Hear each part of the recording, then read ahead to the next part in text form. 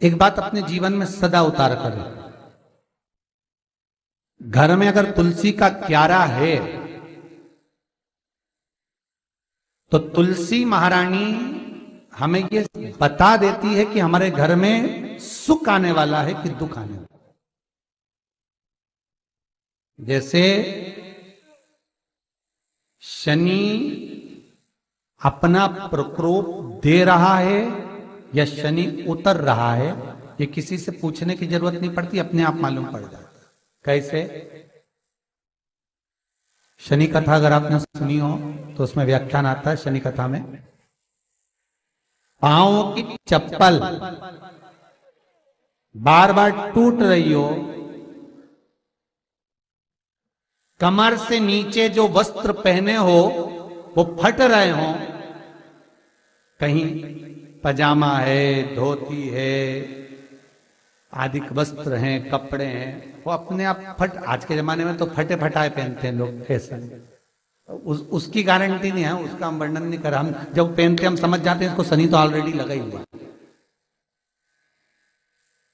जब उनका घुटना घुटनी सब फटा हुआ दिखता है तो उसमें लग जाता है कि शनि पहले से लग गया बापड़ा, उनके पहने से तो मालूम पड़े। शनि का नियम है, शनि कथा कहती है पांव की चप्पल बार बार टूट रही हो, घिस गई हो, बद्दी टूट रही हो, कुछ कर रही हो, और अगर कमर से नीचे जो वस्त्र पहने हो वो अपने आप फट रहे हो, समझ लेना कि शनि पांव से प्रवेश कर रहा, मतलब अपनी प्रखरता शनि दिखा रहा। किसी मंदिर में गए महाराज और वहां जाने पर चप्पल चली गई तो समझ लेना शनि की कुदृष्टि अब पड़ना बंद होना चालू हो गया।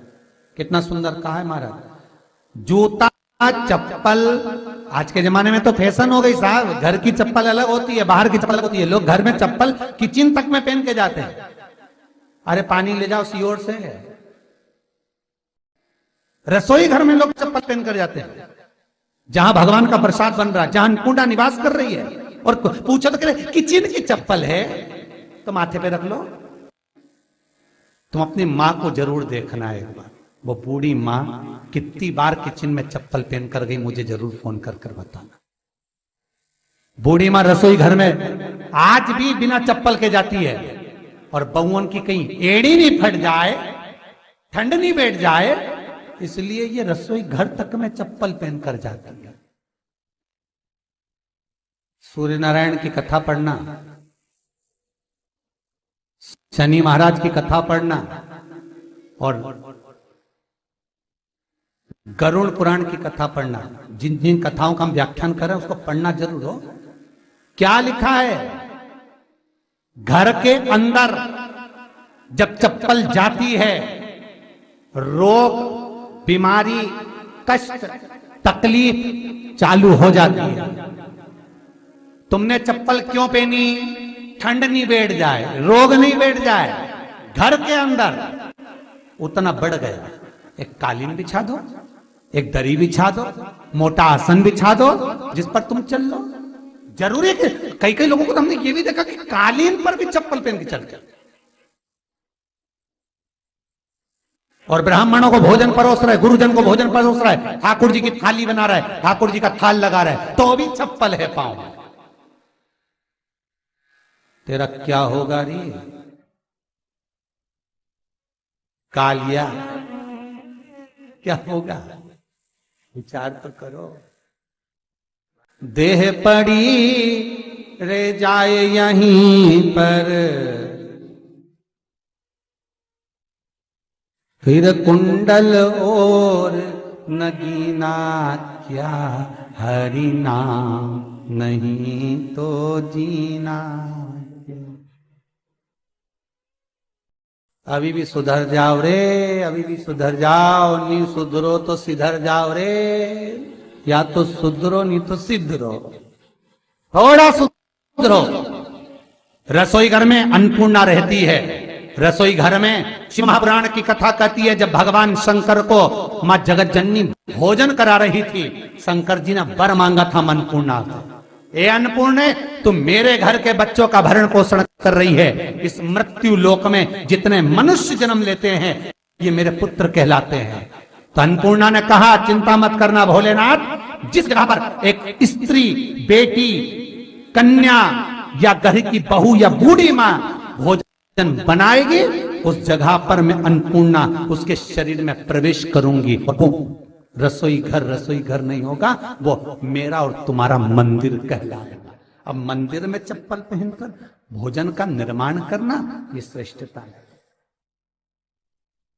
एक आसन पटक लो आप रसोई घर के अंदर, जिस आसन पे खड़े होकर आप भोजन बना लो। मोटा सा आसन रख लो, चप्पल की जरूरत ही नहीं। श्रीमद् भागवत कथा कर रही है, तुलसी का मात्र तो शनि अपनी दृष्टि बता देता है। शास्त्र कहता है जब घर के अंदर प्रवेश करने के, जब आप घर में प्रवेश करें तो एक कोने में चप्पल को उतार दें। बाहर जगह नहीं है तो घर के अंदर प्रवेश कर कर लेफ्ट में चप्पल को उतार दें और 7 या 3 कदम के अंदर चप्पल उतर जाना चाहिए घर के अंदर में। और उसके बाद अगर चप्पल अंदर प्रवेश कर रही है तो राहु केतु शनि के साथ प्रवेश करते हैं, जिसके घर में बीमारी कभी पीछा नहीं छोड़ती। शनि कथा, सूर्य की कथा का स्मरण करिए, आपको मालूम है, पहचान हो जाता है। महाराज तुलसी बता देती है कि आपके घर की दशा क्या है। बार बार जल डालने के बाद भी तुलसी सूख रही है, बार बार आप पूजन कर रहे हैं, पाठ कर रहे हैं तो भी तुलसी के दल सूख रहे हैं। तुलसी बता देगी कि तुम्हारे घर में तकलीफ आने वाली है, कष्ट आने वाला है, सूख रही है। किसी ने जरूर कुछ ना कुछ ऐसा है कि इसमें घर में कुछ तकलीफ आएगी, तुमने लगाया फिर सूखी, फिर लगाया फिर। तुलसा महारानी बता देती है कि कष्ट है।